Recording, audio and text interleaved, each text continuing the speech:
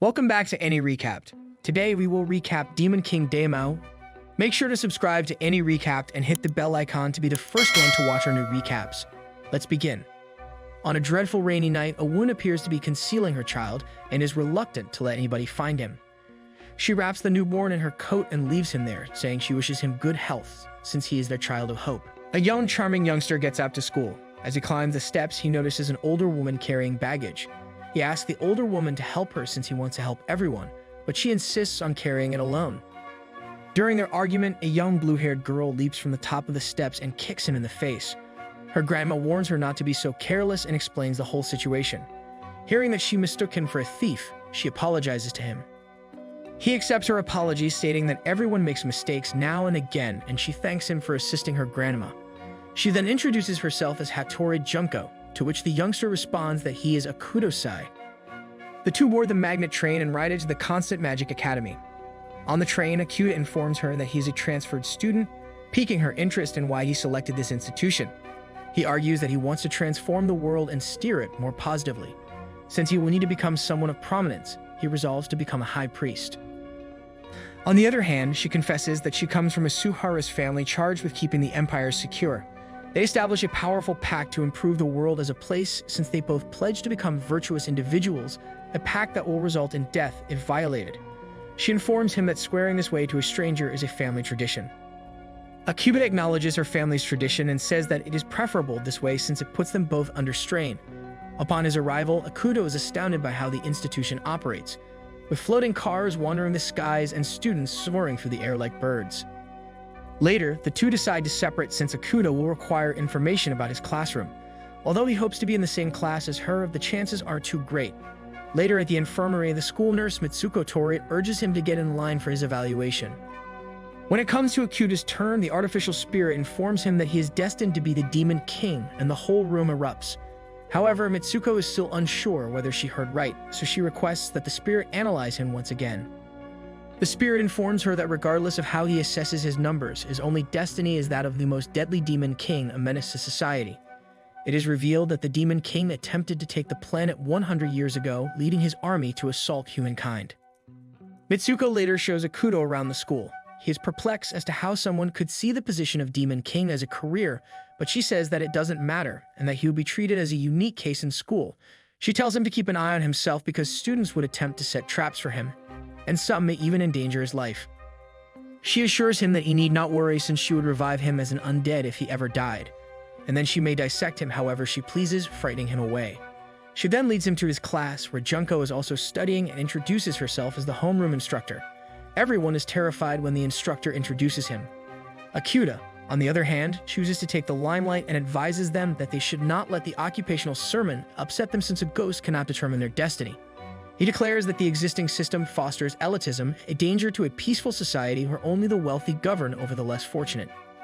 Following that, another kid, Hiroshi Miwa, looks up to him while the rest of the class becomes even more afraid. Eventually, Akudo makes a mistake when he volunteers for cleaning duty, which is academy slang for becoming a cleaner, an assassin who guards the school's secrets. This enrages Junko, who declares that he has humiliated her, and the class starts making assumptions about the two. When she sees this, she challenges him to a battle. However, when Akudo tries to calm her down, he unintentionally embarrasses her even more, which leads to Akudo accidentally destroying the classroom in a magical explosion.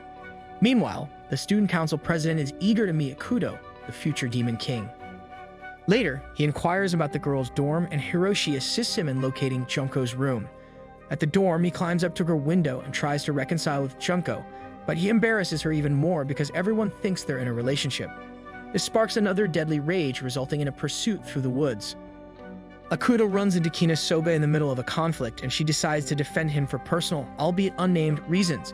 She cannot do so, and Akudo finishes the battle again with a bizarre explosion. After the battle, Korone, an observer, approaches him and introduces herself. Korone informs him that she is his observer and that she would register whatever he does since she is an android. When she begins interrogating him about the event, she discloses that the headmaster will examine it. Kina screams when she hears this, and when Akudo turns behind him, he sees Kima's clothing sprawled on the ground, with no evidence of her physical presence. She shouts as he is ready to pick him up, but he can't see her because of her magic. Later, he meets with the academy's principal, who orders Corone to remain with Akuto as a bodyguard and judge whether or not he will genuinely become a demon king. Akuto is taken aback when he discovers she can read minds, but she answers that she can only analyze feelings. After the meeting, Mitsuko questions him about how he utilized his abilities, and he explains that he merely wanted to defend himself in the classroom. The other time, he intended to use the same power but went overboard. She then hands him a mystery item that would allow him to connect with anybody through his mind, essentially telepathy. Corone follows him to his room in the middle of the night and sleeps there, causing him to be sleep-deprived. The next day, as he makes his way to class, he runs into Fujiko Eto, the person in charge of the girls' dorm, who promises to support him despite his situation. Akuto's face brightens when he learns that someone has finally welcomed him despite his future. Later in the class, everyone starts being envious of Akuto for bringing a Lilith. She constantly follows Akuto to the bathroom. There, Akuto connects with Ito using the device. When Akuto inquires about reconciling with Junko and resolving the problem, she promises him that she will assist him and that they should meet up in the mountains, but he must first deactivate Corone, because he doesn't know how she tells him that he can disable Corone by plucking her tail. When Akuto and Corone arrive in the mountains, they are attacked by a demon hound, an animal altered by mana. Corone is astounded by Akuto's ability to absorb the creature's mana and restore it to a puppy. The dog detects Kina's smell, revealing her ability to turn invisible.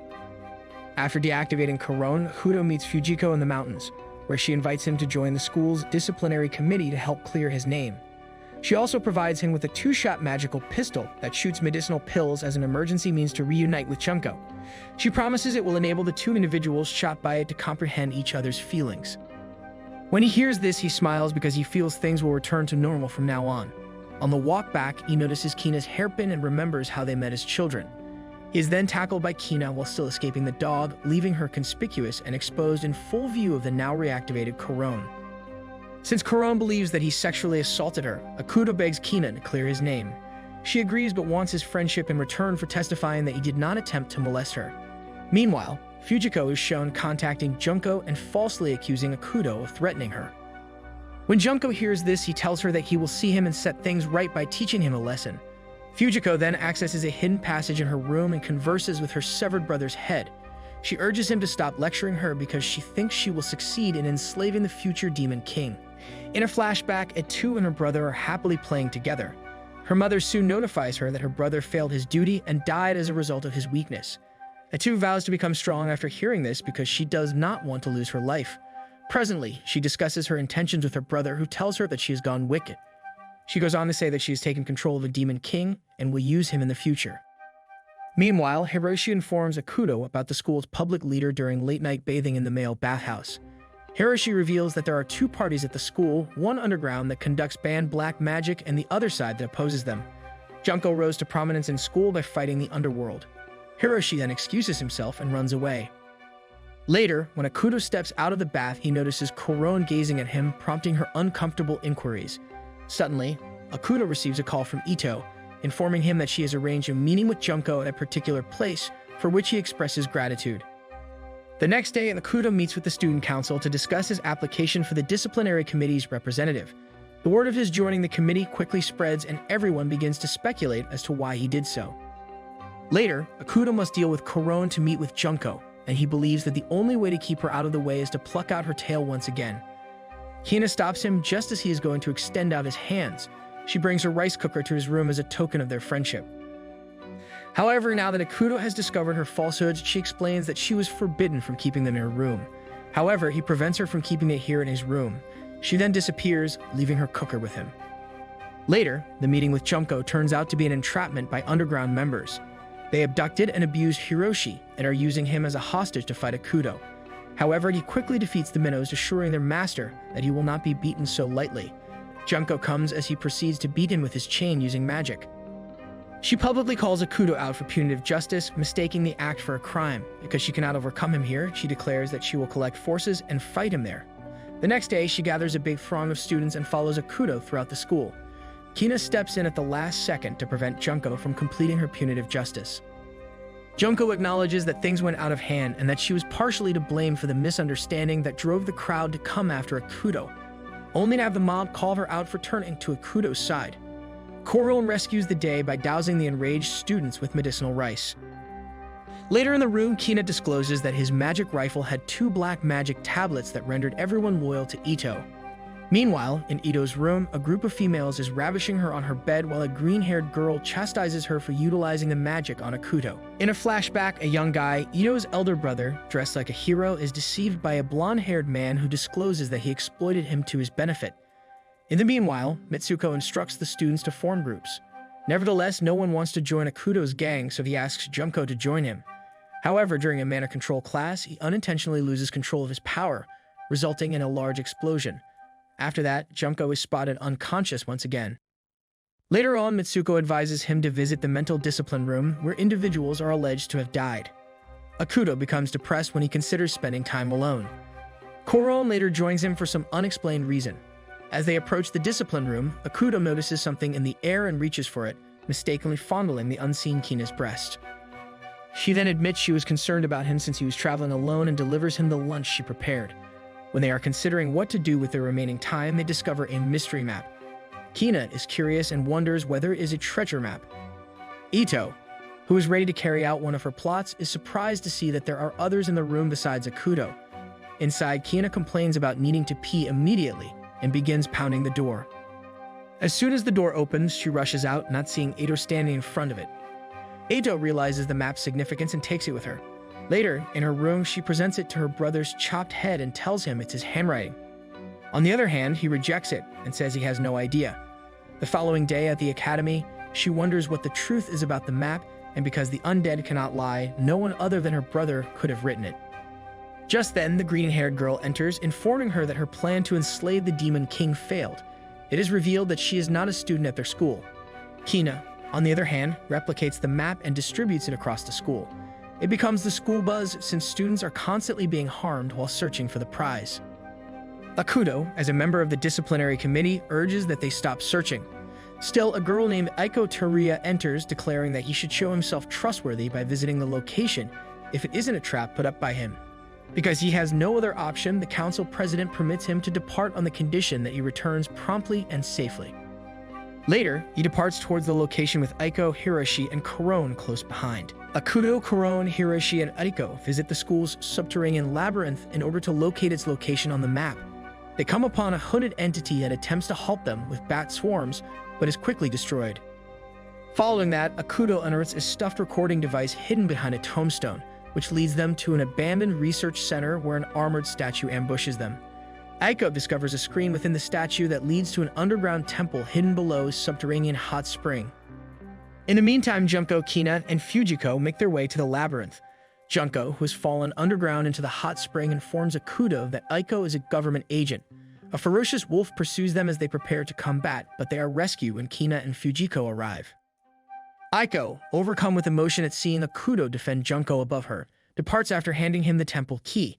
When Fujiko activates the key, they are transported to the student council headquarters responsible for the attacks. It is discovered that the headquarters is the Demon King's base.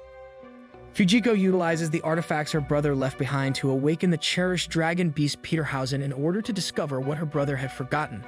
The dragon beast responds to an unknown trigger by replaying a record of the events leading up to Fujiko's brother's death, causing Fujiko to collapse.